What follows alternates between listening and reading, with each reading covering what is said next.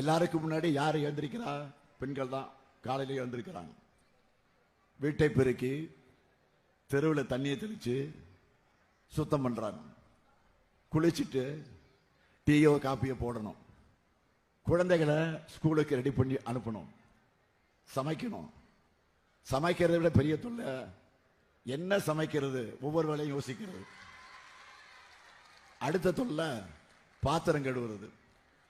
அப்படியே பாத்திரத்தை போட்டு வைக்காம கழுவி அதை கவுத்து சாட்சி வச்சாதான் பல பெண்களுக்கு நிம்மதி.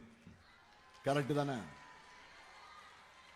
இது முடிஞ்சதும் துணியை துவைச்சு காய போட்டு மடிச்சு வைக்கணும்.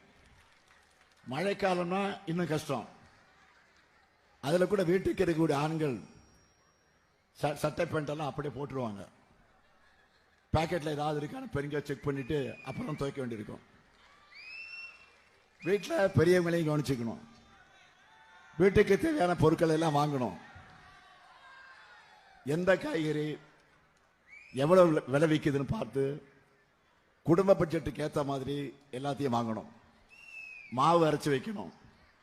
மிளகாய் காய வைக்கணும். தண்ணி பிடிச்சி வைக்கணும். பிள்ளைகளுடைய ஹோம்ஒர்க்கு பண்ண வைக்கணும். அடையங்கப்பா, இதெல்லாம் சொல்லும் போது எனக்கே டயர்ட் ஆயிடுச்சு. அப்ப இதெல்லாம் செய்யறது எவ்வளவு கஷ்டம்.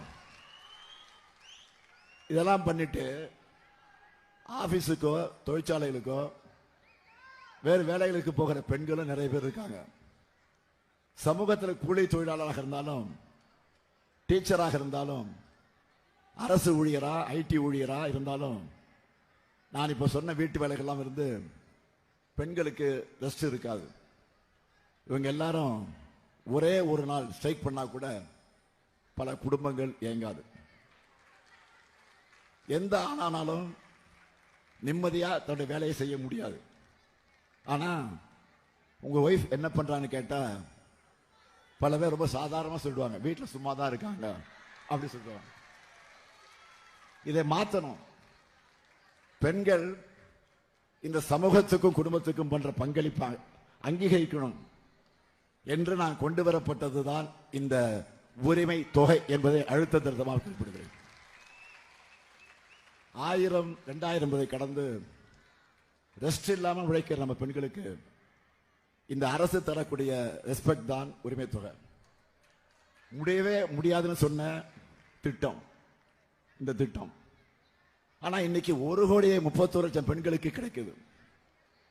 அடுத்து அமைய இருக்கக்கூடிய 2 பாயிண்ட் ஆட்சியில் 1000 ரூபாய் என்பது 2000 ரூபாயாக